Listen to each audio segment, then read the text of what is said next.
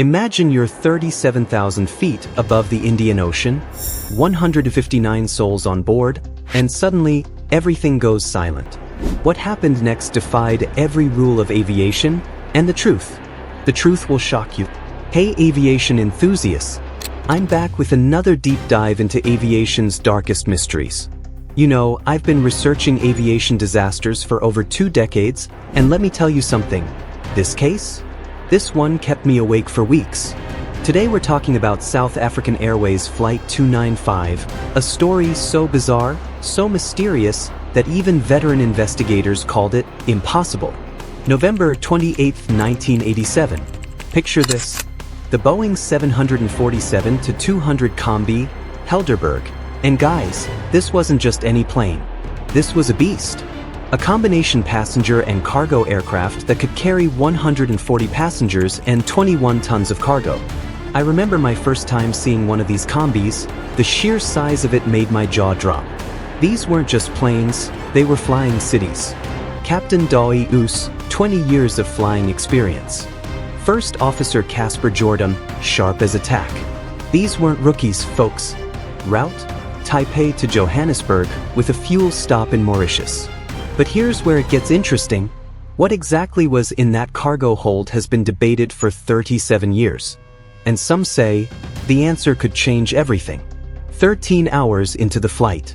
Everything normal. Passengers probably sleeping, crew doing routine checks. Then 1:51 local time. We have a fire warning in the aft cargo hold. Now listen to this carefully, because what happened next defied all logic. The crew immediately began emergency procedures. They deployed the fire suppressant system. They started descent towards Mauritius. But the fire? It wasn't just any fire. We're talking about temperatures that could melt aluminum, steel, everything. You know what haunts me most about this case? I've talked to veteran firefighters, and they all say the same thing. Cargo hold fires don't burn this hot. Not naturally. 23 minutes after the first fire warning, the tail section ripped off. The plane broke apart in midair. 159 people. Gone. Now, here's where the story gets absolutely wild. The wreckage was found 15,000 feet underwater. But when investigators started piecing together what happened, nothing made sense. The cargo manifest? Kept secret for years. The exact cause of the fire? Still officially undetermined. But here's what really gets me. Multiple witnesses reported seeing the plane break apart in a way that doesn't match normal structural failure. The tail section separated first, which experts say is nearly impossible in a cargo fire scenario. I've spent years studying aircraft accidents, and I can tell you this. This wasn't just a fire. Something else happened on that plane. And the most chilling part? Large sections of the aircraft were never recovered. What secrets went down with them? Over the years, 3 main theories have emerged. First, illegal cargo. Some investigators believe the plane was carrying something it shouldn't have been. Chemical weapons? Radioactive materials? The South African government's secrecy around the cargo manifest certainly doesn't help their case. Second, sabotage. 1987 was a tense time for South Africa. International sanctions, political upheaval. Could someone have planted a device on board? Third, electrical failure. A massive short circuit that caused an explosion, not just a fire. But here's the thing that keeps me up at night. None of these theories fully explain the evidence. Behind all these theories, behind all the mysteries, there were real people. 159 passengers and crew members. Families. Dreams.